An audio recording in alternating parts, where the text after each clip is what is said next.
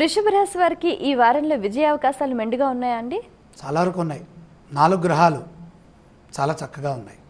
3వ రాశిలో చంద్రుడు, పంచమంలో బృహస్పతి, 9లో శుక్రుడు, రాజ్యస్థ కేతువు.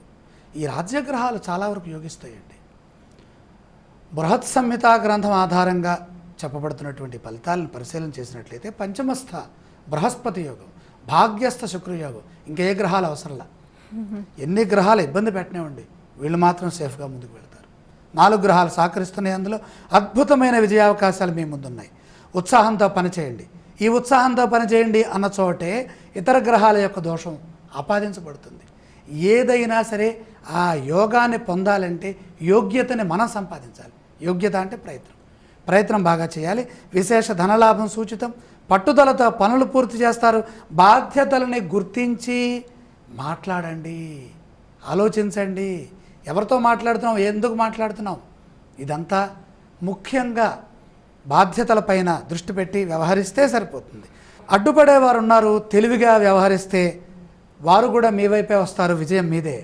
విలువైన కాలాన్ని సద్వినియోగం చేసుకోండి. కలిసి రాని స్థానాల్లో గ్రహాలు ఉన్నప్పుడు ఆ గ్రహాలు మనుషుల రూపంలో వచ్చి అడ్డు తగులుతూ ఉంటాయి, అనవసరమైన ప్రశ్నలు వేస్తూ ఉంటాయి. అక్కడేదో తెలుసో తెలియక మాట్లాడతాం. ఆ మాట్లాడటంలో కొన్ని నోరు జారుతాం, అవి మనకి ఇబ్బంది కలిగిస్తాయి. ఆశించిన ఫలితం రావాలంటే సమయస్ఫూర్తి అవసరం. అవసరాన్ని బట్టి పద్ధతులు మార్చుకుంటూ ముందుకు సాగండి. ఒక వార్త ఆత్మస్థైర్యాన్ని ఇస్తుంది, పెద్దల ఆశీర్వచనం లభిస్తుంది, ఒక మేలు కూడా జరుగుతుంది. అవసరాన్ని బట్టి పద్ధతులు మార్చుకోవాలి.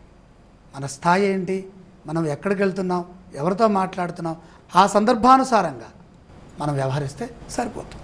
ఈ రాశి వారు పఠించవలసిన స్తోత్రాలు ఇవ్వండి. 1000 నామాలతో వెలుగొందుతున్నటువంటి విష్ణుమూర్తిని విష్ణు సహస్రనామంతో ధ్యానించాలి. ఆలయ సందర్శన క్రమంలో ఏ దేవీ దేవతలను దర్శిస్తే మంచిదంటారు? వేల్పులకే వేల్పు కాబట్టి విష్ణువు, ఆ విష్ణుమూర్తి సందర్శనం విష్ణు సహస్రనామానికి మరింత బలాన్ని ఇస్తుంది, ఆత్మశక్తిని పెంచుతుంది. ఈ రాశి వారు చేయవలసిన దానాలు ఇవ్వండి. చతుర్థంలో రాహు ఉన్నారు, రాహు దోషం అధికంగా ఉంది. మినుములు దానం చేస్తే సరిపోతుంది.